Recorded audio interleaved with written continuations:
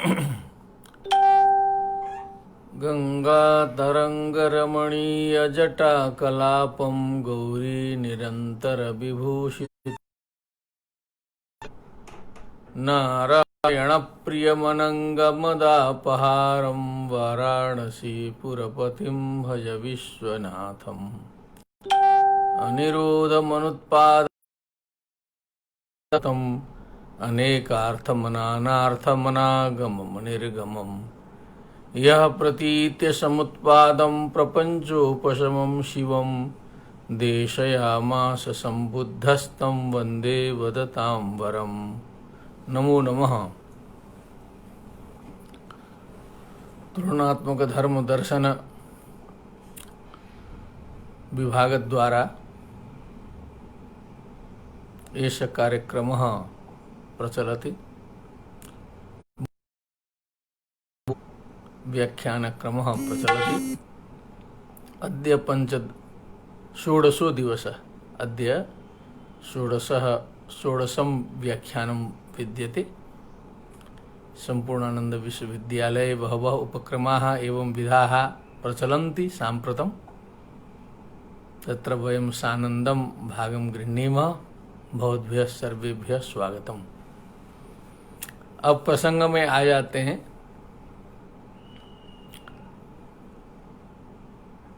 कल जहाँ पर हम लोग विश्राम किए थे उसका थोड़ा स्मरण करना आवश्यक है। बहुत मार्मिक प्रसंग था। अंतिम जो श्लोक था, कायेनैव पठिष्यामि वाक्पाठेन तु किं भवेत्, चिकित्सा पाठ मात्रेण रोगिणः किं भविष्यति, बोला था कि केवल पाठ मात्र से रोगी के रोग का निदान नहीं होगा, अपितु औषधि सेवन करना होगा। उसी प्रकार अच्छी बातों को केवल मुंह से बोलने से कुछ नहीं होगा, उसका आचरण करना होगा। इसी के साथ पंचम परिच्छेद की समाप्ति हुई थी। अब आज षष्ठ परिच्छेद का प्रारंभ है। अब हम निवेदन कर चुके हैं कि यहाँ से पारमिताओं का प्रारंभ होता है। पारमिता मने पारंगतता, पारमिता पारंगतता, उस विषय में परम प्रावीण्य प्राप्त करना, परम निष्णात होना, सिद्ध होना। संदर्भित विषय में वही पारमिता कहलाती है। बौद्धों में मुख्य रूप से 10 पारमिताएं हैं, उसमें फिर 6 हैं, उसमें और चुनी हुई पारमिताएं जो हैं 4 हैं, जिनका वर्णन इस ग्रंथ में अब षष्ठ परिच्छेद से षष्ठ, सप्तम, अष्टम, नवम, इस प्रकार से 4 पारमिताओं का वर्णन आएगा। जो 10 पारमिताएं हैं, 10 पारमिताओं के बारे में थोड़ा सा समझ लें कि इनका किया है। तो जो 10 पारमिताओं की संज्ञाएं हैं वो मैं बता दूं। वहाँ दान पारमिता से प्रारंभ है, दान में परम प्रावीण्य। उसके बाद शील पारमिता है, नैष्क्रम्य पारमिता है, प्रज्ञा पारमिता है। प्रज्ञा को बीच में भी दिखाया कहीं कहीं, यद्यपि वो अंतिम पारमिता है। वीर्य पारमिता है, क्षमति पारमिता है, सत्य पारमिता है, अधिष्ठान पारमिता है, मैत्री पारमिता है। अंतिम में जाके उपेक्षा पारमिता भी बताई गई। इन सारे पारमिताओं में परम प्रावीण्य, परम सिद्ध होने के बाद फिर बोधिसत्व का मार्ग प्रशस्त होता है, फिर बोधिसत्व सिद्ध होता है। इन पारमिताओं में उसको सिद्धि होनी चाहिए। अब ये एक बौद्ध ग्रंथ है अद्वय वज्र संग्रह। अद्वय वज्र संग्रह में पारमिताओं को श्लोकबद्ध किया है। दानं शीलं क्षमा वीर्यं ज्ञानं प्रज्ञा उपायता प्रणिधानं बलं ज्ञानं मता पारमिता दश। ऐसा कहा। इस प्रकार से श्लोकबद्ध भी किया है। क्या कहा? दानम शीलम क्षमा वीर्यम ज्ञानम प्रज्ञा उपायता प्रणिधानम बलम ज्ञानम मता पारमिता दश। ये अद्वय वज्र संग्रहे ये वर्णन आया है। अब इसके आगे जो इनको 6 में कैसे लाया, इन 10 पारमिताओं में जो है 6 पारमिताओं का चयन किया गया। वो है दान, शील, शांति, वीर्य, ध्यान और प्रज्ञा। ये 6 पारमिता भी संक्षिप्त रूप से यही है। इन्हीं में सबका जो है अंतर्भाव भी हो जाएगा। ये 4 है, दान, ये शील, शांति, वीर्य और ध्यान और प्रज्ञा। और ये जो बोधिचर्या अवतार में प्रतिपादित पारमिताएं शांति से प्रारंभ होते हैं। शांति, वीर्य, ध्यान और प्रज्ञा यहां हो जाती। इनकी भी यदि सिद्धि हो जाएगी तो व्यक्ति जो है वो 10 में पहुंच जाएगा। जो है सो एक साधे सब सधे, एक सत्य ही प्रतिष्ठित हो जाए, प्रज्ञा प्रतिष्ठित हो जाए, शांति प्रतिष्ठित हो जाए, शील हो जाए, ध्यान स्थिर हो जाए, वीर्य हो जाए। वीर्य माने उत्साह है, उसमें सामर्थ्य है, निर्णित विषय में जो है ठहरने का सामर्थ्य ही वीर्य है। इस प्रकार ये पारमिताएं हैं। इनका धीरे धीरे अभ्यास करना चाहिए, तत्त ग्रंथों में देखना चाहिए। बौद्ध ग्रंथों को देखेंगे, इतिहास पढ़ेंगे, भारतीय दर्शन नाम से जो ग्रंथ उपलब्ध होते हैं उनमें भी ये सारी पारमिताएं मिल जाएंगी। इनका उल्लेख है। हमने कल चलते चलते कुछ निवेदन किया था भवचक्र का भी। भवचक्र भी बड़े प्रसिद्ध है। भवचक्र का प्रारंभ जो है अविद्या से है, हमने निवेदन कर दिया था। अद्वैत वेदांत का प्रारंभ भी जो है अविद्या से है। शंकराचार्य जी कहते हैं अविद्या आई कहाँ से? जब नित्य शुद्ध बुद्ध मुक्त ब्रह्म ही अकेला है।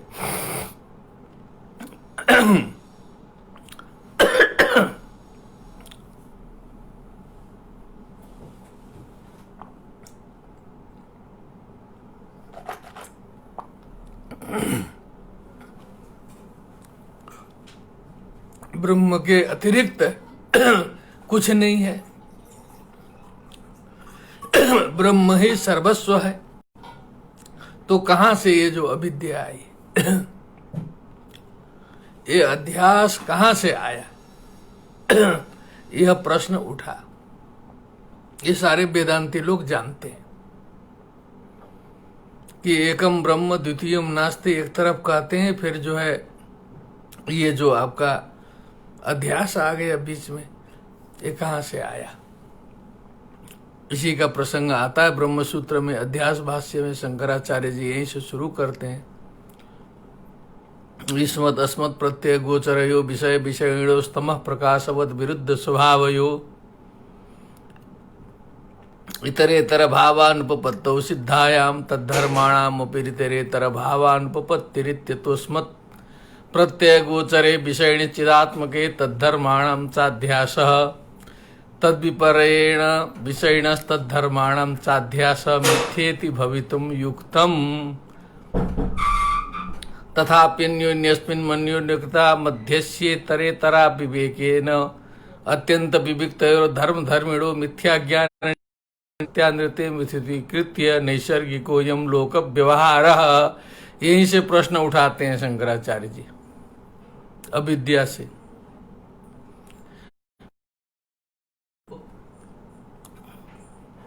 तब न उसी के आधार पर सारी सृष्टि होगी, नहीं तो नित्य शुद्ध बुद्ध मुक्त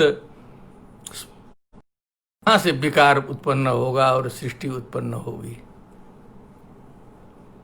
प्रश्न है बहुत लंबा, उसी में तो सारा अद्वैत वेदांत खड़ा है। वही अध्यास निरूपण करते करते अद्वैत वेदांत पूरा खड़ा हो जाता है। तो ये जो बौद्ध का भवचक्र है, द्वादश भवचक्र, ये पहला है अविद्या, दूसरा संस्कार। व्याख्यान करेंगे उसमें एक एक दिन लग जाएगा, इसलिए नामोच्चारण केवल कर रहा हूं। अविद्या, संस्कार, विज्ञान, उसके बाद उत्पन्न होगा नाम रूप, नाम रूपात्मकम जगत, वेदांत में बताया गया। जगत क्या है? नाम रूपात्मक है। नाम है, रूप है। जो रूप है ये काला, लाल, सफेद इत्यादि जो वर्ण है उसे हम नेत्रों से देखते हैं। संज्ञा है तो हम उसका उच्चारण करते हैं कि ये फलाना वस्तु ले आओ, और कुछ रूप है तो देखते हैं। नाम रूप हटा दीजिए, न तो हम उसका उच्चारण कर पाएंगे, न तो उसे हम देख पाएंगे। और जो ब्रह्म है जिसकी बात हम करते हैं वो नाम रूप से ऊपर कहा जाता है। इसीलिए इन चर्म चक्षुओं से और इसी बुद्धि से ब्रह्म ज्ञान असंभव है। ब्रह्म ज्ञान का केवल अनुमान होता है। उसके बाद आया षडायतन, इंद्रियां है। स्पर्श वेदना, स्पर्श वेदना, तृष्णा, उपादान, भव, जाति, जरा मरण, अंतिम में आता है जरा मरण। तो ये द्वादश भवचक्र, ये भगवान बुद्ध में मैंने उस तत्व साक्षात्कार में प्राप्त किए हुए तत्व है। कुछ ये जो बुद्ध गया में जो समाधि में बैठे थे, चार आर्य सत्य के साथ साथ इसका भी उनको बोध हो गया था। फिर आर्य अष्टांगिक मार्ग है, सम्यक दृष्टि, सम्यक वाक, सम्यक संकल्प, सम्यक आजीव, सम्यक व्यायाम, सम्यक कर्मांत, सम्यक स्मृति, सम्यक समाधि। सम्यक शब्द सब में लगा है, सबको ठीक ठीक ठीक करना है। दुख निवृत्ति के वो सब उपाय हैं, उनका भी साक्षात्कार हुआ। तो ये द्वादश भवचक्र तो हमने कहीं सुना है कि ये द्वादश भवचक्र की पुतली बना करके जो हमारे बौद्ध लोग हैं, विशेष करके तिब्बती लोग, जो एक यंत्र बनता है तो द्वादश भवचक्र का प्रतीक है, और उसको जो है मंत्र जपते हुए उसको हाथ में घुमाते हैं। आप सभी ने देखा होगा, सारनाथ और तिब्बत, भूटान और नेपाल में भी देखे होंगे, किन्नौर में भी देखे होंगे, भारत के लद्दाख में भी देखे होंगे, जहाँ बौद्ध है घुमाते रहते हैं। तो उसका भाव है कि जो है भवचक्र है, एकदम चलायमान है, घूमते रहता है, फिर उसमें मंत्र भी होते रहता है। मंत्र जपने का साधन है, वो हमेशा हाथ में रहेगा जो है। और किसी किसी का जो है हाथ के साथ में मन भी चलता है, किसी किसी का हाथ ही में घूम रहा है, दुकानदारी भी चल रही है, वो भी घूम रहा है।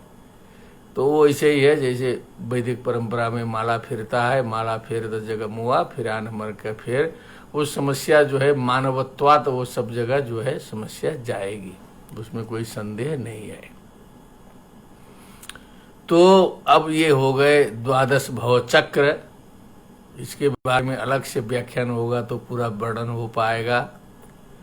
और पारमिताएं जो हैं, इनके विषय में भी पृथक व्याख्यान होगा, तो जो है सो वो सब स्पष्ट होगा धीरे धीरे। अब हम यहाँ पर जो है प्रसंग पर आते हैं।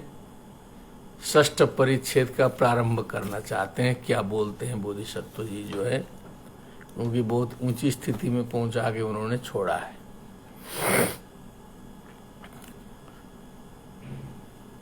सर्वमेतत् सुचरितं दानं सुगत पूजनम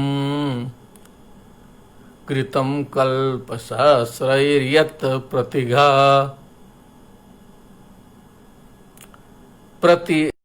प्रतिघा प्रतिहंति तत् लिखा। प्रतिघा का मतलब होता है सत्व विद्वेष, जीवों से द्वेष, प्राणियों से द्वेष करना, उसका जो है उन्होंने पारिभाषिक नाम दिया है प्रतिघा। द्वेष हमारे मन में है किसी भी जीव के प्रति, मनुष्यों के प्रति ही नहीं, किसी भी प्राणी के प्रति द्वेष है हमारे मन में।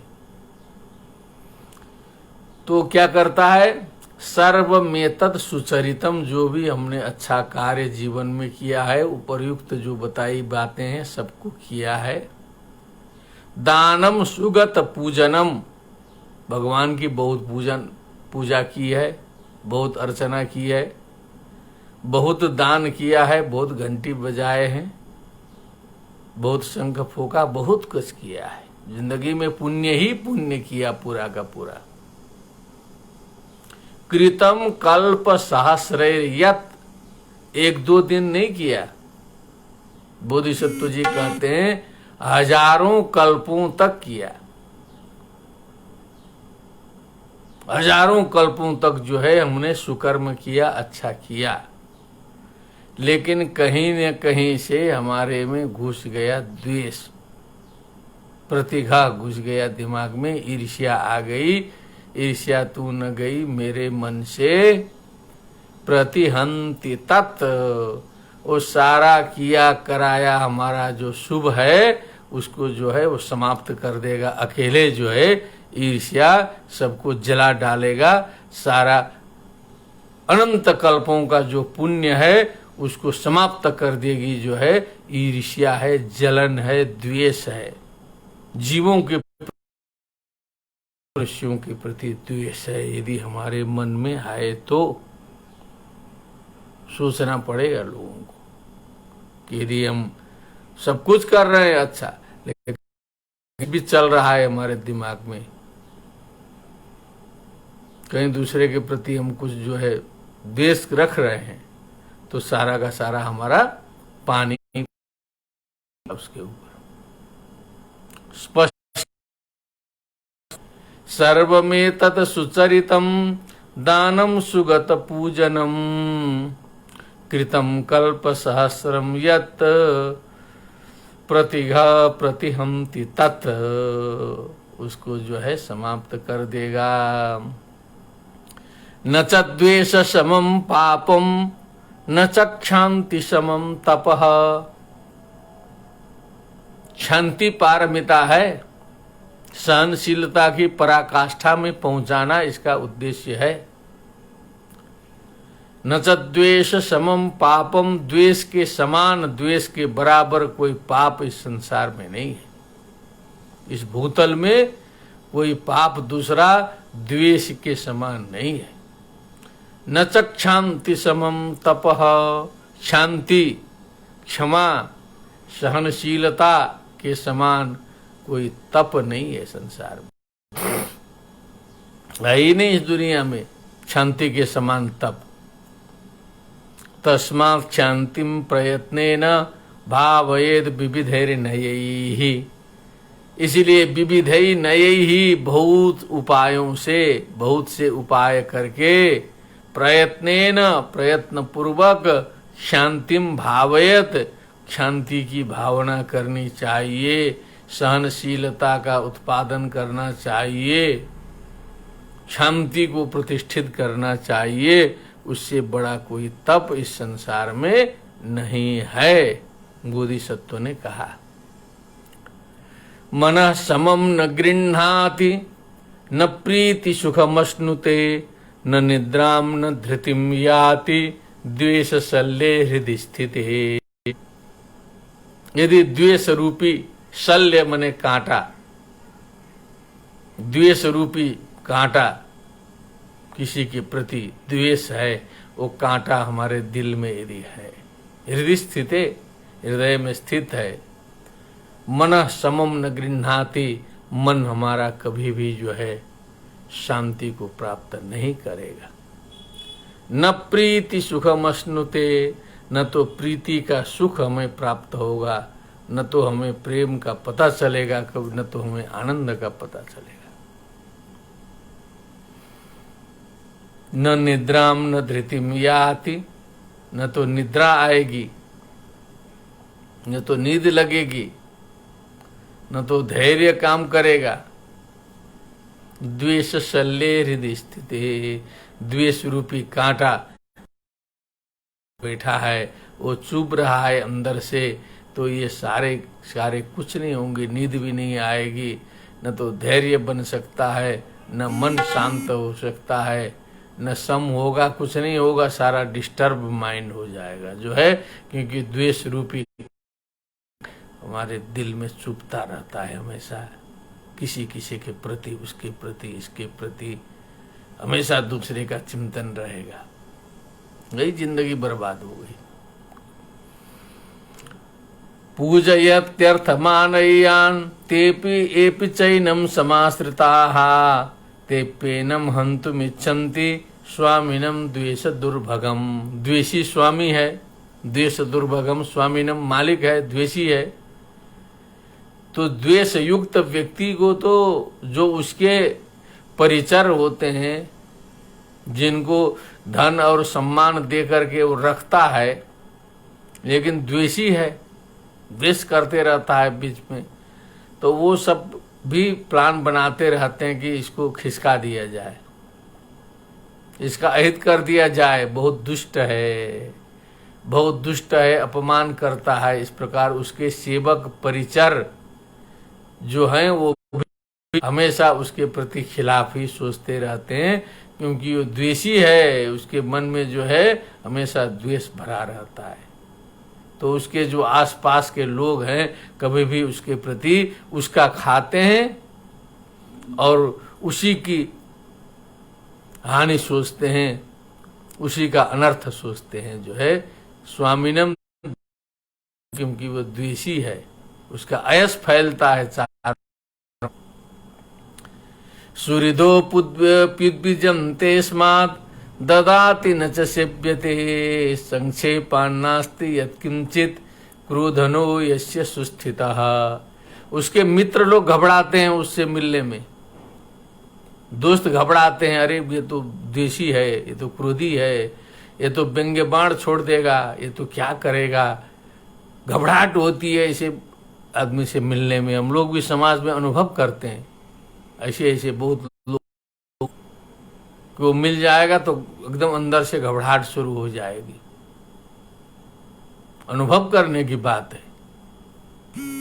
ददाति न च सेव्यते, न तो उसके द्वारा बन पाती है, न तो कुछ दान बन पाता है। तो समझ लीजिए कि इन्होंने कहा निष्कर्ष में, संक्षेपात नास्ति यत्किंचित क्रोधनो यस्य सुस्थितः।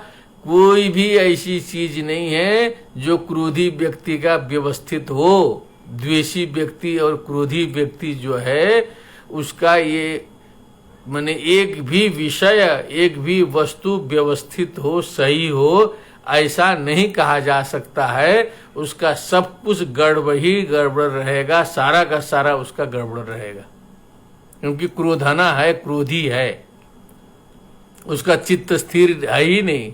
क्षणे रुष्टा क्षणे तुष्टा है, रुष्टा तुष्टा क्षणे क्षणे। अव्यवस्थित चित्तानाम प्रसादोपि भयंकर। प्रसन्न होगा तो भी उसमें भयंकरता रहेगी, कब प्रसन्न होगा कब नाराज होगा कोई भरोसा नहीं है। ऐसे क्रोधी व्यक्ति के लिए, जिसके मन मस्तिष्क में क्रोध विराजमान है, उसका एक भी विषय संसार में व्यवस्थित नहीं होगा। प्रैक्टिकल करके लोग देख ले। बोधिसत्व ने जो कहा है वो कितनी ऊंची बात कहा है। कथा नहीं सुना रहे हैं केवल जो है इधर की उधर की, केवल एकदम पॉइंटे पॉइंट बोल रहे हैं। इसीलिए इस ग्रंथ का चयन किया गया है, किसी के कहने पर नहीं किया गया है, स्वतः किया गया है। क्योंकि एकदम तत्व ही तत्व जो है एक पद भी इसका जो है व्यर्थ नहीं है, इस तरह का वर्णन है इसमें। एवमादीनि दुखानि करोति इत्यरिसंज्ञया यः क्रोधम हन्ति निर्बन्धात् स सुखी है परत्र च। शत्रु मान करके इस प्रकार के अनेक अनर्थों को वो क्रोधी व्यक्ति करता रहता है। अब हमें समझ में आ गया कि ये क्रोध नाम का चीज है। श्रीमद् भगवत गीता में भी कहा था 16वें अध्याय में, कहा तो सब जगह है जी, ऐसा थोड़े है कि जो है बुद्धिचर्या अवतारे में, लेकिन दिखाई दे और उसका पालन हो तब ना। यहां तो ठीक है मुंह बनाए लोग कि बौद्ध कह रहा है, बनाइए, लेकिन आपके गीता में जो कहा है सो काम क्रोध तथा लोभ तस्मात् एतत्त्रयम् त्यजेत त्रिविधम नरकस्येदम द्वारम नाशनम आत्मनः। काम क्रोध तथा लोभ तस्मात् एतत्त्रयम् त्यजेत, इसको तो मान लेंगे, उसी को मानिए, उसको मानते ही माना जाएगा। लेकिन यहाँ तो कुछ मानना उड़ना तो है नहीं, केवल लफड़ा फैलाना है लोगों को, जो है सो राजनीति करना है धर्म के नाम पर। देश सेवा नहीं करनी है, राजनीति करनी है कुर्सी पाने के लिए, कुर्सी की होड़ है। और धर्म में भी जो है गद्दी का होड़ है। असली तत्व में कहाँ पहुंच रहा है व्यक्ति, जो है समस्या वहां है, वहां पहुंचा रहे हैं ना बोधिसत्व। तो ध्यान तो वहां देना है हमको। यह क्रोधम हंति निर्बंधात, कहा कि इस क्रोध को जो निर्बंधात माने एकदम निर्ममता पूर्वक दृढ़ता से जो अपने क्रोध पर जो है सो नियंत्रण करेगा, जो अपने ही क्रोध को जो है वश में करेगा, स सुखी है परत्र च, वह इस लोक में भी और उस परत्र भी वो सुखी रहेगा। इसके अलावा कोई सुखी नहीं रहेगा संसार में। वही अपने क्रोध पर नियंत्रण प्राप्त किया, इसलिए यहाँ पर जो है निर्बंधात शब्द दिया बोधिसत्व ने कि ये सामान्य उद्योग से जो है क्रोध वश में आने वाला नहीं, बड़ा उद्योग करना पड़ेगा। पूरी पावर शक्ति लगा करके जो है जब क्रोध पर जो है नियंत्रण करेगा जो व्यक्ति, वह इहलोक परलोक में तब सुखी होगा। सुखी है परत्र च, अनिष्ट करणात् जातम इष्टस्य च विघातनात् दौर्मनस्यासनं प्राप्य द्वेषो दृप्तो निहंति माम। भावना करनी पड़ेगी कि ये जो बलवान जो द्वेष है, द्वेष क्रोध वही है। ये जो बलवान द्वेष हमारे अंदर घुस करके जो है मुझे मार रहा है, ये कहाँ से घुसा? अनिष्ट करणात् जातम, ये हमारे अनिष्ट कार्यों के कारण ही ये उत्पन्न हुआ है, इसके कारण हम ही हैं।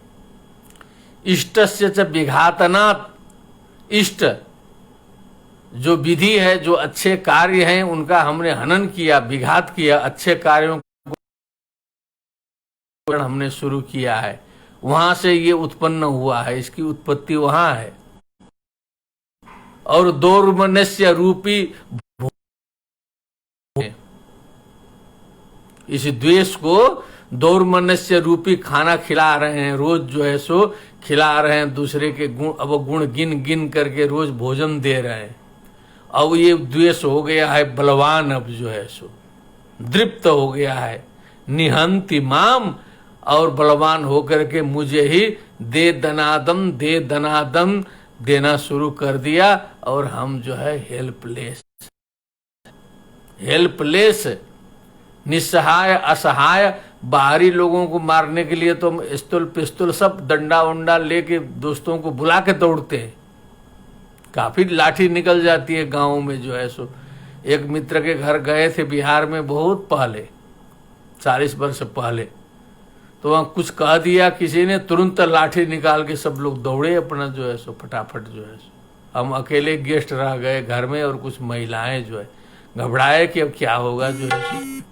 लेकिन खैर आधा घंटे में सब लोग आ गए सकुशल जो है। हम मनाए कि बहुत इतने जल्दी लाठी निकलती है, लेकिन ये जो अंदर घुस करके हमको मार रहा है, उसमें हम हेल्पलेस हैं। द्वेषो दृप्तो निहंति माम, ये बलवान द्वेष जो है मुझे ही मार रहा है। अब क्या करना है? अब हमको समझ में तो आ गया, साधना में लगे हैं तो अब इतना साफ हो गया, स्पष्ट हो गया, क्लियर हो गया कि ये बात ऐसी है। अब हमें तैयारी करनी पड़ेगी ना। तस्मात् विघातयिष्यामि तस्यासनमहं रिपोः, इसलिए इस रिपु के, इस शत्रु के, इस दुश्मन का जो भोजन है वो भोजन बंद करूंगा मैं पहले। इसका जो भोजन इधर उधर मिलता है, दूसरे का दोष देखने से, दोष देख करके ला के इसको बताते हैं तो ये खाना खा करके तगड़ा हो जाता है। इसका भोजन मैं बंद कर दूंगा, दूसरे का दोष देखना ही बंद कर देंगे आज से। जा भोजन इसको न मिले न तो ये बलवान हो। यस्मान न मद्बधात अन्यत कृत्यमस्यास्ति वैरिणः, क्योंकि ये जो वैरी ऐसा है कि जो हमारे में घुस के बैठा है, इसका एक ही काम है मुझे मारना, मुझे प्रताड़ित करना, मुझे कष्ट देना। उसको छोड़ के इसका दूसरा काम नहीं है। ये मुझ में रह करके किसी दूसरे को नहीं मारता है, ये मुझ में रहेगा, मुझी को मारेगा। इस प्रकार का शत्रु पाल रखे हैं, द्वेष रूपी शत्रु, क्रोध रूपी शत्रु। मद्बधात अन्यत कार्यम नास्ति वैरिणः, इस वैरी का दूसरा काम ही नहीं। दूसरे जो शत्रु होते हैं वो तो जो है हमें भी मारते हैं, हमारी भी हत्या कर सकते हैं, दूसरे का भी कर सकते हैं। कई लोग, कई दुश्मन उनके रहते हैं ना, कुछ दिमाग उनका बटा रहेगा।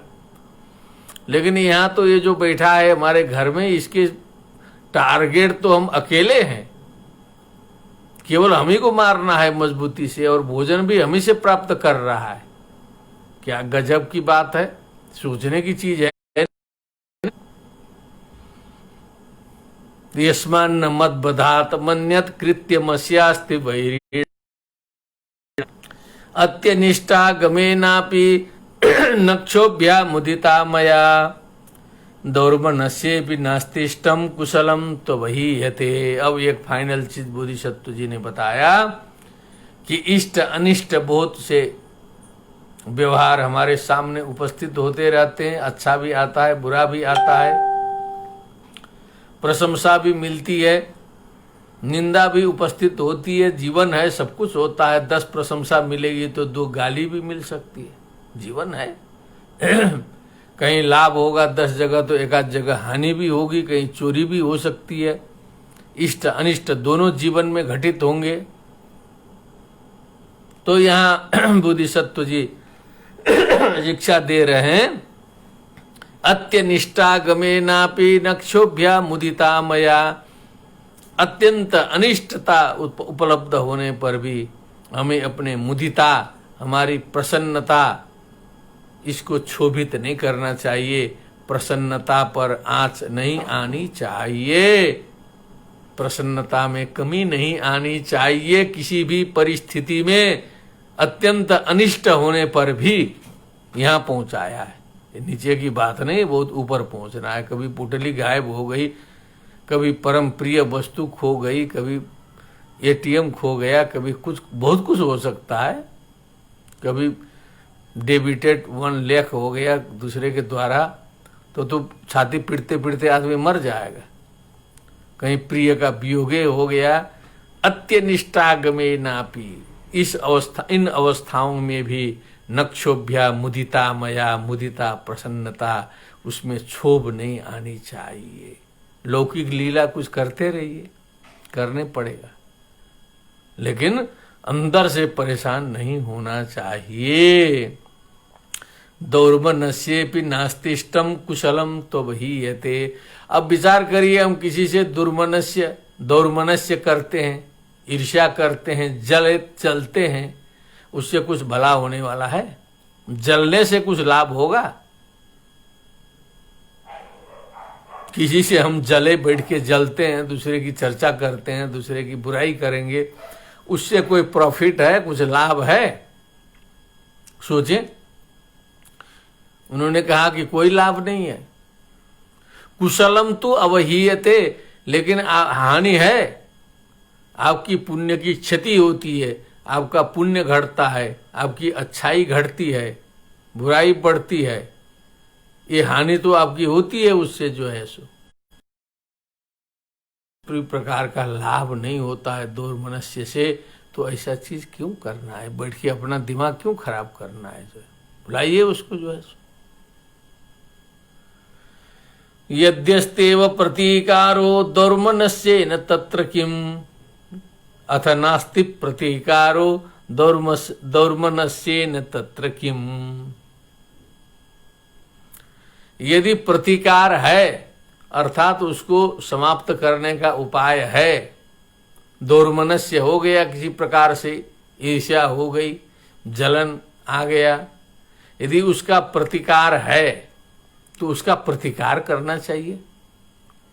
कहीं आपसे गलती हो गई, कहीं किसी से गलती हो गई, कहीं से कुछ मिसअंडरस्टैंडिंग हो गई, गलतफहमी हो गई, प्रतिकार उसके समाप्त होने से यदि वो मिट सकता है तो आपको उधर ध्यान दें। यदि प्रतिकार है तो फिर जलना नहीं चाहिए, उस प्रतिकार में लगना चाहिए। और मान लीजिए कहीं प्रतिकार नहीं है, कोई उपाय नहीं है, अकारण जल रहा है, वो दूसरा जो है जल रहा है, तो वो अकारण में तो फिर तो वो प्रतिकार नहीं है, तो फिर जो है दोर्मनस्य से भी कोई फायदा नहीं है। हम जितना जलें उससे कुछ फायदा नहीं होने वाला है, क्योंकि उसका प्रतिकार ही नहीं है।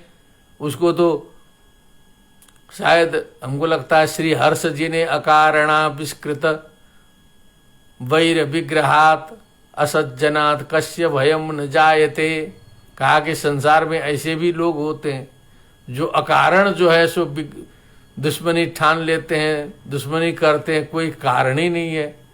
तो अब वो कारण अकारण वाले को क्या करें, जो है उससे तो डरने पड़ेगा जो है सो। ऐसा उल्लेख आया है शास्त्रों में जो है सो। दोर्मनस्य का प्रतिकार है, से क्या लाभ। यदि दोर्मनस्य का प्रतिकार नहीं है फिर दोर्मनस्य से क्या लाभ, क्या फायदा। हम जितना जलें उतना जलें, उस जलने से वो समाप्त नहीं होता है। तो दोनों परिस्थिति में ये ईर्ष्या करने से, जलन करने से हमें लाभ नहीं है, कहने का मतलब दोनों स्थिति में दिखाया। अब अगले आए, हम 11वें श्लोक तक आ गए। दुखम न्यक्कार पारुष्यम अयसश्चित्यनिप्सितम प्रियाणाम आत्मनो वापी शत्रुश्चै तद विपर्ययात्। अब देखिए, अपने प्रिय जनों के लिए, स्वयं के लिए क्या क्या अनिप्सित है, क्या क्या चीज हम नहीं चाहते हैं। दुख नहीं चाहते हैं हम स्वयं के लिए और अपने जनों के लिए। न्यक्कार मने वही तिरस्कार, अपमान, स्वयं का अपने जनों का नहीं चाहते। पारुष्यम मने कठोरता का व्यवहार स्वयं के साथ, अपने लोगों के साथ नहीं चाहते। अयश, यश के विपरीत दुर्नाम फैले अपना और अपने लोगों का, ये हम नहीं चाहते। अनिप्सितम है, प्रियाणाम अनिप्सितम, अपने प्रिय लोगों के लिए ये इप्सित नहीं है। शत्रुश्चैतद विपर्ययात्। अब किसी को हम शत्रु मान के बैठे हैं तो इसका सीधा उल्टा हम लगाएंगे। जो जो अपने लोगों के लिए हम नहीं चाहेंगे वह चाहेंगे कि शत्रु का हो जाए। शत्रुणाम बुद्धि नाशाय मित्राणाम उदयस्तव। क्या बात है, आगे कर्मकांड जो है, शत्रुणाम बुद्धि नाशोस्तु मित्राणाम। यहाँ तो शत्रु मित्र सब खत्म करके चल रहा है, उससे भी आगे है। मंत्रार्था सफला संतु से ये समझ लीजिए उससे ऊपर की बात है। वो थोड़ा सा निचले स्तर में है कर्मकांड जो है। ऐसा कर्मकांड बौद्धों में भी है, ऐसा मत सोचिएगा कि इधर का उधर हो रहा है। बौद्धों में भी ये एकदम हाई थिंकिंग है, वहाँ भी बहुत से कर्मकांड हैं वहां भी शत्रुणाम विनाशाय बहुत से कर्मकांड होते हैं, तो कहा जाता है निचले लेवल में। लेकिन यहां पहुंचने के बाद जब एकदम गए 10,000 फीट के ऊपर, 10-20 हजार फीट के ऊपर से जब उड़ रहे हैं, तब हम लोग को पता नहीं चलेगा कि नीचे कौन सी बिल्डिंग कितनी बड़ी है, क्या है, कहाँ है, कैसा है, कुछ पता ही नहीं चलेगा। ऊपर उड़ रहे हैं, अब नीचे का गायब जो है। बड़े बड़े बिल्डिंग लगेगा कि छोटे छोटे जो है मिट्टी के ढेले जैसे लगते हैं जो है। तो हवाई चल रहा है सर्वेक्षण यहाँ पर जो है। शत्रुणाम एतद विपर्याद। अब शत्रु के लिए हम सोचते हैं कि दुखम हो जाए, शत्रु दुखी हो जाए, कहेंगे वाह वाह वाह पर ठीक पड़ा है इसका जो है। शत्रु को कहीं कोई हटा दे तो बड़ा आके सुनाएंगे क्या बात है, वो गया था बनते हुए, निकाल दिया गया उसको जो है, उसने डांटा उसको जो है कस के जो है, उसका अयस हो गया, बदनामी में फंस गया, घोटाले में फंस गया शत्रु जो है। वाह वाह, दिमाग वो अपने लोगों का हो जाए तो परेशानी। इससे दोनों से उठना है ना। अब किसी भी परंपरा में, वैदिक परंपरा में भी जो ऊपर उठेगा, सम शत्रु च मित्रे च, लेवल में आइए। अब इसकी लेवल की बात वहां आई है। सम शत्रु च मित्रे च तथा मानापमानयो हो तुल्य प्रिया प्रियो धीरस्तुल्य निंदात्म संस्तुति। यहाँ शत्रुणाम बुद्धिनाशाय नहीं बोला ना, इसीलिए हमने कहा कि वो नीचे का विषय है कर्मकांड का।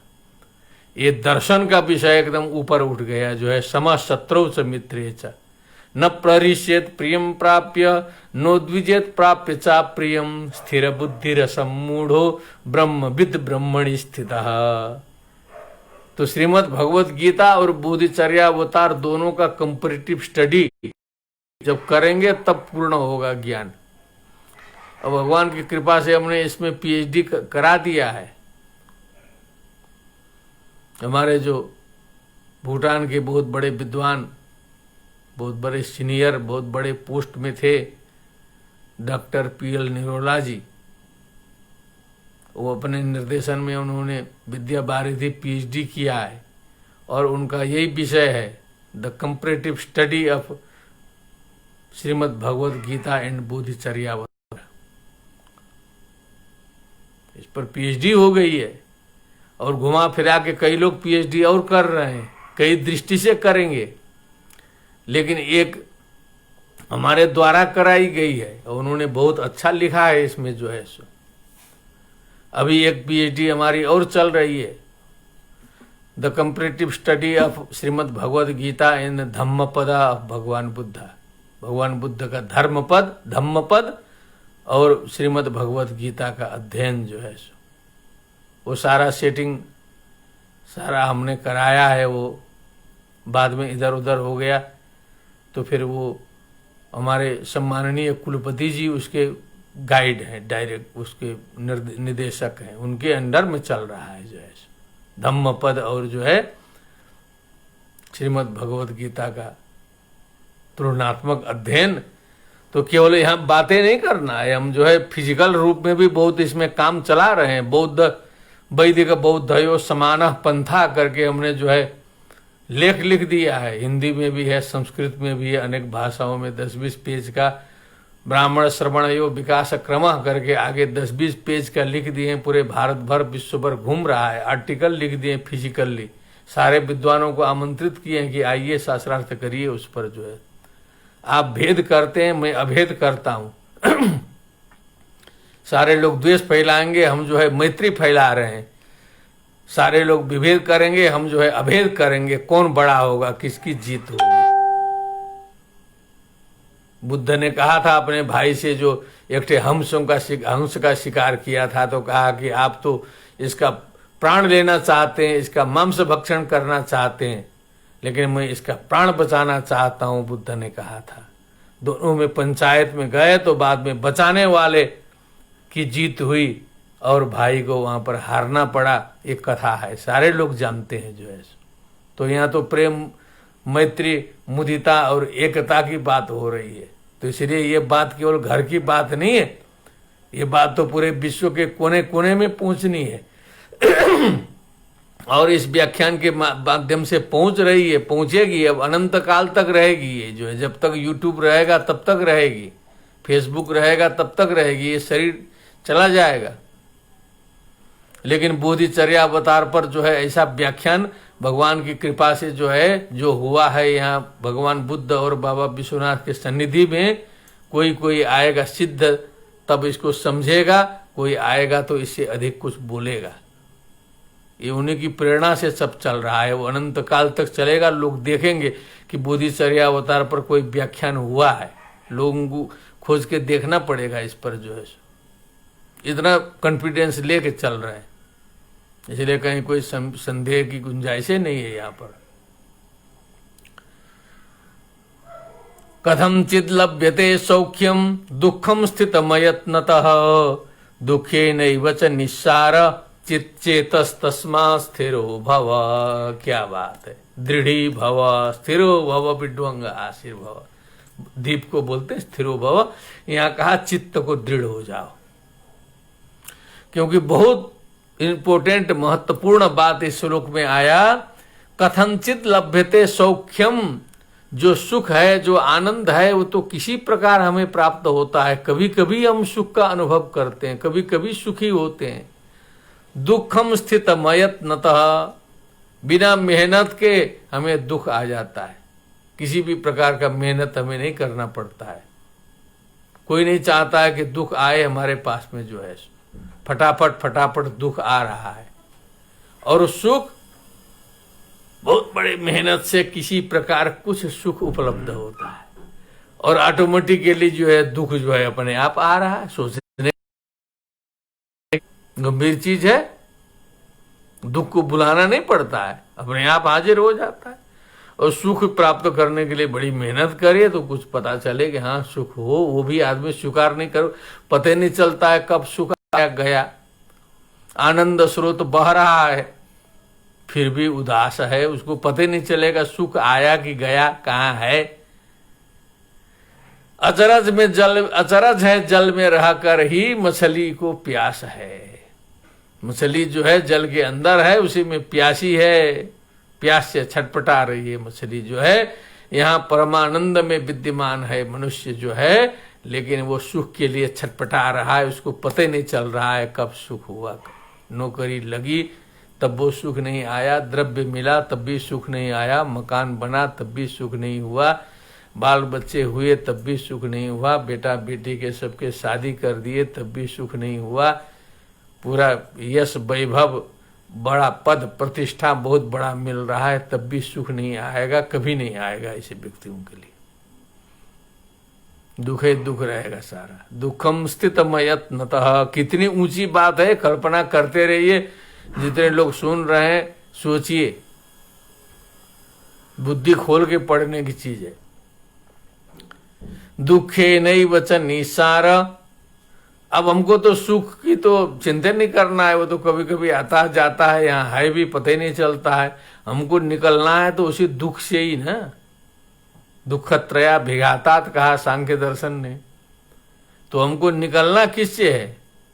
दुख से निकलना है। सुख तो अपने आप विद्यमान है, दुख ने आके दुख ने आच्छादित कर दिया है उसको, और काम करना है चित्त को।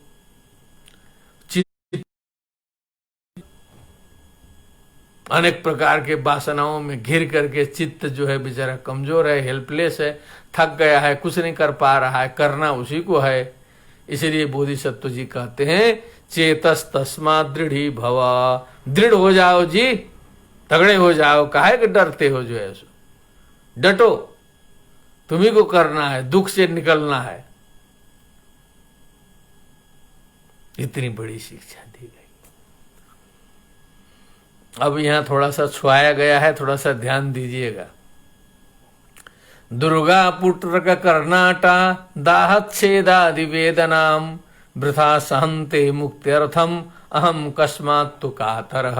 क्योंकि हमने निवेदन किया था प्रारंभ में कि बोधिसत्व जी हैं, गुर्जर प्रदेश के, गुजरात के राजकुमार हैं।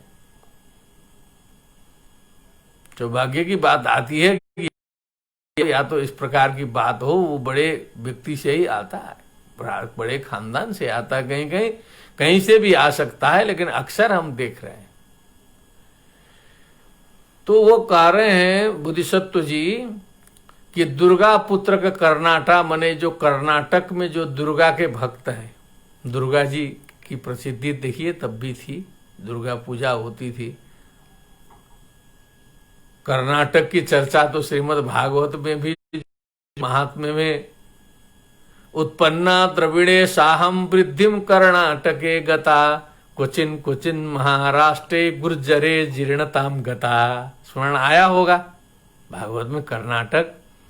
तो जो कर्नाटक के दुर्गा पुत्र माने दुर्गा जी के भक्त जो हैं, दाहत छेदादि वेदनाम, अनेक प्रकार के तांत्रिक क्रियाओं में संलिप्त रहते हैं, कहीं कहीं शरीर का छेदन करते हैं। शरीर तंत्रिक क्रियाओं में अनेक प्रकार का होता है, कोई जाके कांटों में लेट जाता है, कहीं आग में चलते हैं, शरीर को काटते हैं, जलाते हैं, क्या क्या करते हैं। दुर्गा के पुत्र दुर्गा जी के भक्त हैं, कर्नाटक के लोग बोल रहे हैं, क्योंकि वो गुजरात से कर्नाटक जो है वो ज्यादा दूरी है, आसपास है।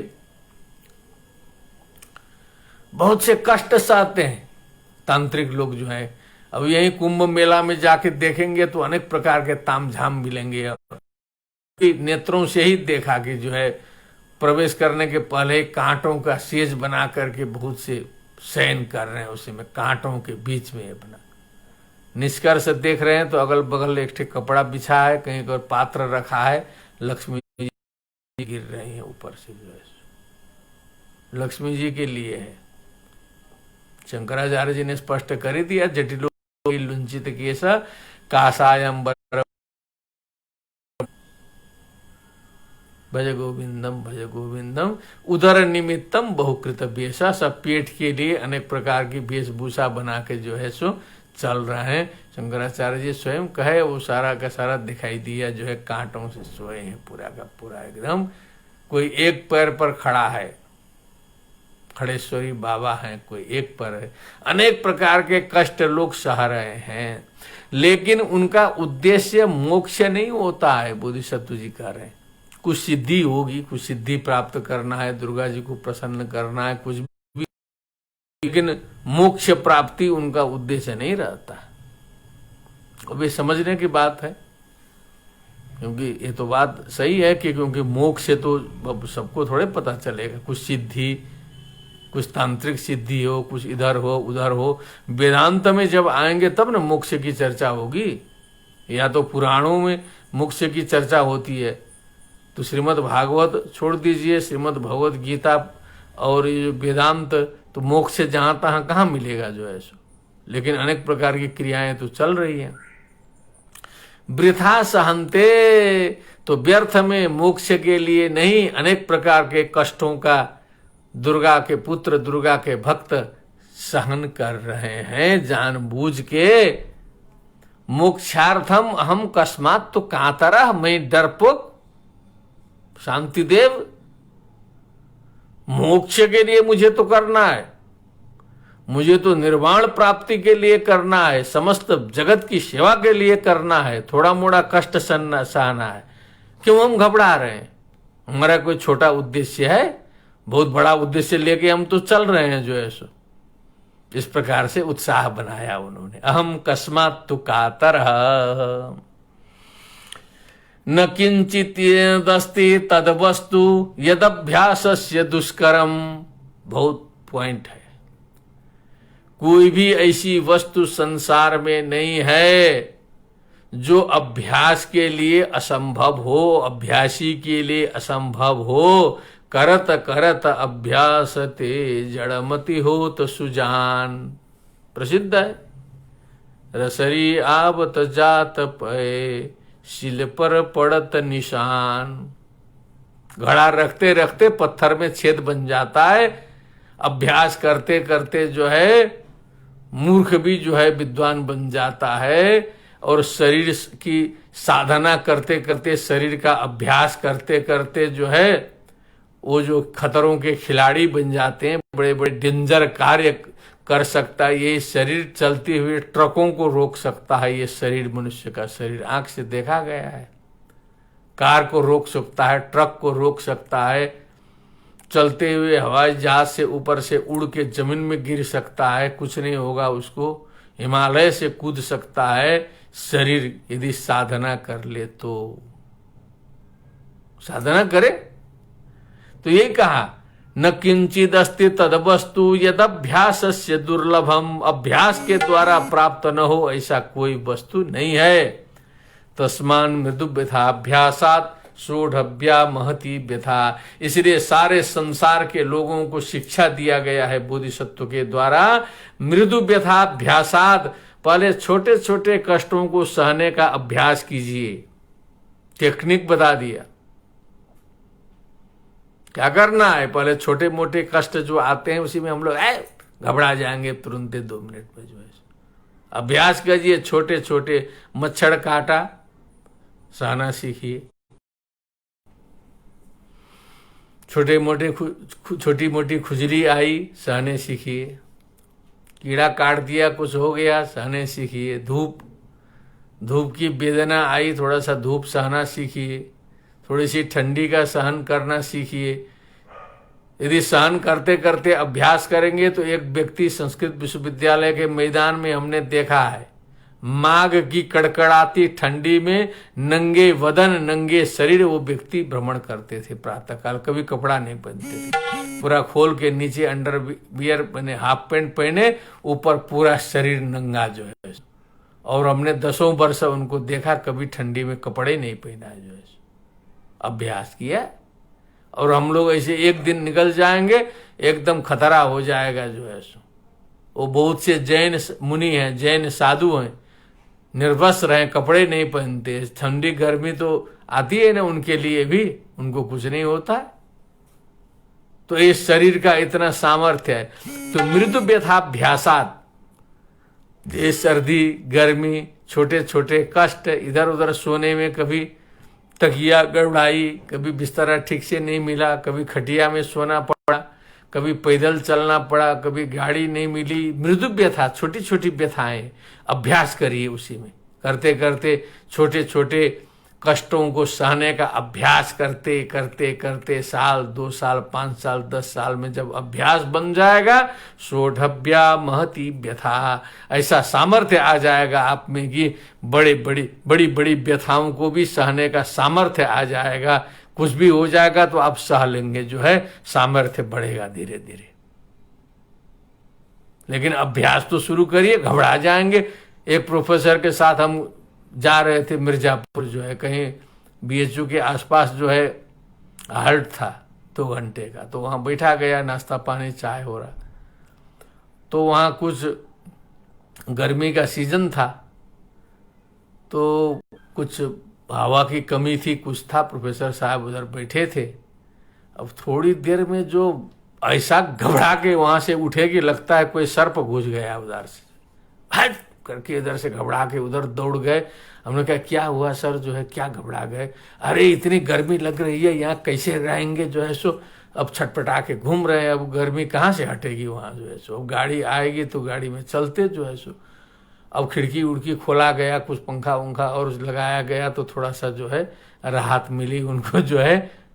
प्रोफेसर की बात बता रहे हैं, छोटी छोटी बच्चियाँ तो तिलचड्ढा देखेंगे तो भी ऐसे दौड़ेंगी कि उनका कोई। अभी तो एक हमारी सैनिक छात्रा ने चौंका दिया, जो 4 दिन पहले गए थे प्रोग्राम करने, एनसीसी का ड्रेस पहने हुए जो है 10-12 छात्र हमारे साथ काम कर रहे थे। तो अब एनसीसी का ड्रेस, आर्मी का ड्रेस हो तो हिम्मत होता है, तो कुछ झाड़ जंगड़ सफाई किया जा रहा था उसी में। अब उसी में एक ठीक छिपकली निकल गई, और बेचारी जो छात्रा थी वो लगी चिल्लाने, वाह जैसे बच्चियां चिल्लाती हैं वो वाई की वाई। अब उसके बाद जो है वहां देख रहे हैं, हमने दौड़ के आगे देखे है क्या चीज ये क्या, तो बाद में पता चला छिपकली। हम लड़की को कहे कि ओ लड़की देखो क्या ड्रेस पहनी हो, ये जो है आर्मी का ड्रेस है तुम्हारा, फुल्ली लगाई हो, पूरा एनसीसी का ड्रेस पहन के सर्विस कर रही हो, स्वयं सेवा, और तुमको ऐसे छोटे से कीड़े पर ऐसे चिल्लाओगी तो वहाँ जम्मू कश्मीर में जा करके गोली चलाना पड़ेगा, तो क्या करोगी? तो हमको उसी दिन समझ में आ गया कि देखिए महिलाओं के लिए बहुत सूटेबल काम नहीं है। कुछ परसेंट महिलाएं जरूर हो सकती हैं जो है, लेकिन उनका नेचर कुछ इस तरह का है। वो ऐसा कुछ सरकार चाह रही है कि पूरा आर्मी बना दें, पूरा बॉर्डर की सुरक्षा कर दें, प्रकृति रूप में कुछ उनको कुछ दूसरा वरदान प्राप्त है भगवान के द्वारा जो है, ये भी सोचना चाहिए। और नमूने के रूप में कुछ बनाए। कुछ ऐसी महिलाएं होती हैं सामर्थ्यशाली जो हैं, लेकिन ये सामूहिक रूप से ऐसा करना ये प्रकृति विरुद्ध कार्य होगा। ये हमारे 5 दिन पहले का अनुभव है जो है, सो हमने देखा। फिर लड़की को समझाया तो थोड़ा सा हाँ आई, तो बाद में देखा कि छिपकली है, वो कुछ नहीं था वहां पर जो है। तो निष्कर्ष ये निकला कि तस्मात् मृदु व्यथाभ्यासात सोढ़व्या महती व्यथा। छोटी छोटी व्यथाओं को सहने का अभ्यास करते करते बड़ी व्यथा को भी सहा जा सकता है। ऐसा करना पड़ता है। ये 100% सत्य बात है। कोई माने न माने, विश्वास करे न करे, इसमें कोई संदेह का अवसर नहीं है, क्योंकि कुछ समय काफी आगे बढ़ रहा है। अब एक श्लोक का निवेदन करके मैं विश्राम देता हूं। उद्धम सदम समसक क्षुत पिपासादि वेदनाम। क्या बात है, हम तो पहले निवेदन कर दिए थे। देखिए बोधि संतो जी वही बात बता रहे हैं। मच्छर की बात बताए, दम समने जो डांस होता है एक ठे वो बताए, मच्छर बताए, क्षुत पिपासादि वेदनाम, और भूख प्यास आदि की वेदना। किसी को भूख लगेगी तो सहने नहीं होगा, छटपटाने लगेगा जो है सो। हमारे कुछ शिष्य यात्रा में थे, अब यात्रा में बस के इंतजार में बैठे हुए थे। अब उसी में जो है एक जो है कहे गुरुजी हम भोजन करके आएंगे, आज भोजन नहीं हुआ है। हमने कहा नाश्ता उस्ता किए थे? कि नाश्ता तो किए थे, लेकिन भूख लग गई जो है। हमने कहा वो बस उस आएगी, रास्ते में रोकेगा, वहां करने से नहीं होगा। कहा कि नहीं लग गई। हमने कहा जाइए जल्दी से करके आइए। अब दौड़ गए तुरंत जो है सो। वो सहन करने का सामर्थ्य नहीं। एक बार फिर दूसरे शिष्य ने भी वैसे ही किया है जो है। तो अब उसको भी थोड़ा सहन करने का अभ्यास करना चाहिए जो है। क्षुत बोला भूख, पिपासादि वेदनाम, अब प्यास, ठीक है, पानी पीना चाहिए, सब करना चाहिए, लेकिन नहीं मिल रहा है तो उसको सहन करने का सामर्थ्य होना चाहिए। धीरे धीरे अभ्यास करना चाहिए। शरीर अपना मेंटेन कर लेगा, ऐसा थोड़े तुरंते न खाने से कुछ थोड़े होता है। 24 घंटा व्रत, निराजल व्रत रहने से और शरीर जो है साफ होता है, अंदर की सफाई होती है। फिर पुराना जो संचित भोजन है वो शरीर ग्रहण करता है जो है। महिलाएं जो है छठ आदि में 2-2 दिन 3-3 का निराजल व्रत लेती हैं, कहाँ कुछ होता है उनका। लेकिन अब हमारा एक भाव है कि बस नहीं मिला, छटपटाने लगे, तो उस पर भी नियंत्रण होना चाहिए। महत कंडवादि दुखम च, खुजली का कुछ अनुभव इधर अपने को भी हो रहा है। ये खुजली का दुख जो है, किम अनर्थम न पश्यसी, ये अनर्थकारी जो है घटनाएं होती रहती है, नहीं देखते हो? तो इनका धीरे धीरे सहने का अभ्यास करते करते एक दिन ऐसा आ जाएगा कि एकदम सन्न रह जाओगे, कुछ तुमको दुख का बोधे नहीं होगा, एकदम जो है सो अभ्यस्त हो जाओगे पूरा का पूरा जो है। वहां पहुंचना है बोधिसत्व बनने के लिए। शीतोष्ण वृष्टि बाताध्व व्याधि बंधन ताड़नई। इसको हम छोड़ नहीं सके, इतना गंभीर आ गया है। इसी में प्रसंग का समापन होगा। प्रसंग तो और आगे चलेगा, लेकिन कुछ पॉइंट यहां पर है। शीत उष्ण, ठंडी लगती है, गर्मी लगती है, वृष्टि होती है, आधी आती है, व्याधि लगती है, बंधन हो जाता है, जेल में जाना पड़ सकता है, ताड़न ही मारपीट हो सकता है। चंद्रशेखर आजाद को बनारस के जेल में जितने कोड़े लगते थे, एक कोड़ा लगा वंदे मातरम बोलते थे, दूसरा कोड़ा लगा भारत माता की जय। ये तो इतिहास है। तुम्हारा नाम क्या है? कहा आजाद। तुम्हारे पिताजी का नाम क्या है? आजाद। ये और कितनों मारते मारते जो है, मारने वाला थक जाए, फिर जाके जेल में डाल दे, अंतिम में जाके फांसी देना पड़ा। जो है झुके नहीं कभी, ऐसे स्वतंत्रता की इतिहास में, स्वतंत्रता के इतिहास में उल्लेखित है। ऐसे ही पंजाब में जो है कई कहानी ने सत्य घटनाएं उल्लेखित हैं। जो है सो व्यक्ति जो है अभ्यास करते करते भावनात्मक रूप से तैयार होकर के इतने बड़े बड़े कार्य संपन्न किया है।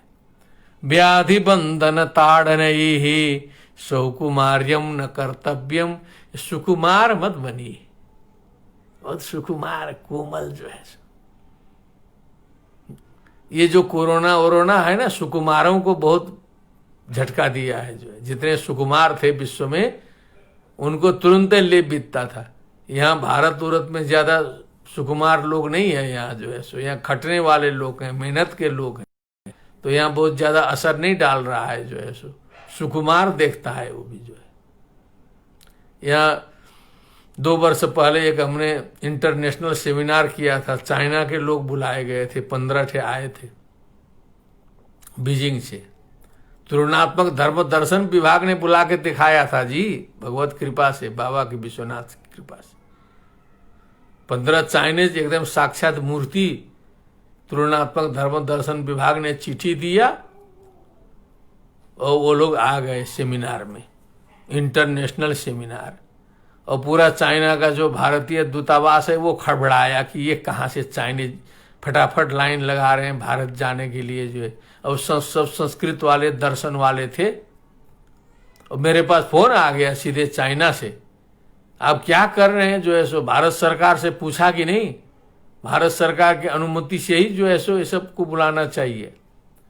तो हमने भी अब क्या करें, भारत सरकार से तो पूछा नहीं था। हमने कहा संपूर्णानंद विश्वविद्यालय के वाइस चांसलर महोदय से हमने अनुमति ली है और हमारा ये विश्वविद्यालय अंतर्राष्ट्रीय विश्वविद्यालय है। यहाँ पर देश विदेश के जो है लोग आते जाते रहते हैं, ज्ञान की चर्चा होती है। चाइना के लोग पहले भी यहाँ आते जाते रहे हैं और इस प्रकार का सेमिनार है, इसीलिए हमने जो है इनको बुलाया है। कृपा करिए आप हमारा हेल्प कर दीजिए, इन्हें आने की अनुमति दे दीजिए। हमें उन्हीं को रिक्वेस्ट कर दिए, तो उन्होंने रिक्वेस्ट स्वीकार किया और एक व्यक्ति का उन्होंने रिजेक्ट किया और 15 लोगों को स्वीकृति दे दी। चाइनीज आए थे सीधे बनारस में, 3 दिन हम लोग के साथ रहे, बनारस घूम करके, सारनाथ घूम करके गए। तो उनका जो शरीर देखा हमने, लगता था कि खून टपक जाएगा एकदम। जो है अब हम लोग जहाँ मिले वहाँ बैठ जाओ, जहाँ मिले वहाँ खा जाओ। अब हम लोग की कुर्सी संपूर्णानंद की, यहाँ का भोजन इधर उधर। अब हमको खुद डर लगे, अरे बाप रे, इनका तो कहीं छू जाएगा तो खून टपक जाएगा, ऐसा शरीर था। जो है किसी तरह बचा उचा के विदा कर दिए। जो है बेचारे इतने जो है सीधे साधे से। सौकुमार्यम न कर्तव्यम अन्यथा वर्धते व्यथा, तो अत्यंत सुकुमार मत बनो जीवन में। बहुत दुख से बचने की, थोड़ी सी बरसात हो गई, घबराए, बरसात हो गई, अरे भीगो, प्रैक्टिस करो। एक बार बुखार आएगा, दूसरा बुखार आएगा, अभ्यास बन जाएगा धीरे धीरे। जो है कोई जरूरी है? आप बचेंगे बार बार, 4 बार पानी में भीगने का अभ्यास करिएगा तो पूरा आपका अभ्यास बन जाएगा। फिर चिंता ही नहीं करना है। जो है सो कपड़ा खोल के डालिए पॉलिथीन में, लेके चलिए, भीगते भीगते अभ्यास हो जाएगा। गर्मी का अभ्यास हो जाएगा, ठंडी का अभ्यास हो जाएगा। अभ्यासी हो जाएंगे तब ना होगा ये सारे। जो हमारे कुछ आर्मी का एक ब्रिगेड होता है अलग से, जो है सेक्ट, तो उनको इसी प्रकार का पूरा अभ्यास कराया जाता है। दूरदर्शन में हमने सुना है अभी कुछ एक विंग बनाया गया है पहाड़ के लिए, जिसमें कुछ स्पेशल आर्मी होते हैं, वो 5-10 हजार हैं, बहुत कम संख्या है। उनको इस तरह से प्रैक्टिस कराया गया कि किसी भी परिस्थिति में वो अपना युद्ध कर सकते हैं, कार्य कर सकते हैं, रह सकते हैं। चाहे गर्मी जितनी भी पड़े, ठंडी जितनी भी पड़े, चाहे वो समुद्र में फेंक दीजिए उनको, चाहे उनको नदी में फेंक दीजिए, चाहे हिमालय में फेंकिए, चाहे जंगल में फेंक दीजिए, कहीं से भी वो जो है काम करके लौट आ सकते हैं। ऐसी ट्रेनिंग दी जाती है, स्पेशल ट्रेनिंग। तो यही करना पड़ेगा ना तब। तो ये बोधिसत्व जी कहते हैं, बोधिसत्व को यदि संसार का हित करना है, जगत का कल्याण करना है, हमें जो है दुखों के, दूसरे के दुखों का निवारण करना है, तो पहले हम प्रैक्टिस करके तो चलें। पहले हम चले, दुखों का निवारण करने, अब ट्रैक्टर छिपकली निकल गई तो लगेंगे चिल्लाने, हम खुदे जो है तो क्या दुखों का निवारण करेंगे जो है। तो उन्होंने सिखाया शीतोष्ण विष्णिपाताध्व व्याधि बंधन ताड़नैः सौकुमार्यम न कर्तव्यम अन्यथा वर्धते व्यथा, नहीं तो व्यथा और बढ़ेगी, बहुत गंभीर हो जाएगा, काम नहीं कर पाएंगे। इसीलिए कुछ जो 20 श्लोक का जो टारगेट था हम लोगों का, उसमें हम पहुंच नहीं पाए, क्योंकि तुलनात्मक अध्ययन हमने बीच में कुछ प्रस्तुत किया, कुछ ब्रह्म सूत्र से प्रस्तुत किया, कुछ पुराणों की चर्चा की, तो सब जगह करते करते कुछ आत्ममंथन किया, कुछ आप लोगों की सेवा में निवेदन किया, इसलिए कुछ समय जो है पहले ही निकल जा चुका है। इसीलिए आज इसी में हम इसका विश्राम करते हैं। एक क्षांति पारमिता चल रही है, इसमें जो है सहनशीलता की पराकाष्ठा में हमें पहुंचना है। इसके बाद जो है सो फिर वीर्य पारमिता आती है, उसके बाद ध्यान पारमिता, उसके बाद प्रज्ञा पारमिता। तो बहुत ऊंची स्थिति है, उसमें तो पता नहीं जो है कैसे वो हम चलाएं, कैसे आप लोग सुनेंगे, आप लोग की स्वीकृति होगी तभी वो प्रज्ञा पारमिता का पाठ हम करेंगे, क्योंकि पूरा दर्शन है, वो फिलॉसफी है, फिर शुद्ध जो है सो वो बहुत ऊंची स्थिति, खंडन मंडन वाली स्थिति जाएगी, लेकिन हम उसको प्रस्तुत करेंगे सरलता से। वो प्रज्ञा पारमिता है, जितना हमें उसका बोध होगा उतना हम प्रस्तुत करेंगे। इसी के साथ में आज का यह व्याख्यान समाप्त किया जाता है। सर्वे भवन्तु सुखिनः, सर्वे सन्तु निरामयाः, सर्वे भद्राणि पश्यन्तु, मा कश्चित् दुःख भाग् भवेत्। ओम शांति शांति शांति। सर्वेभ्यो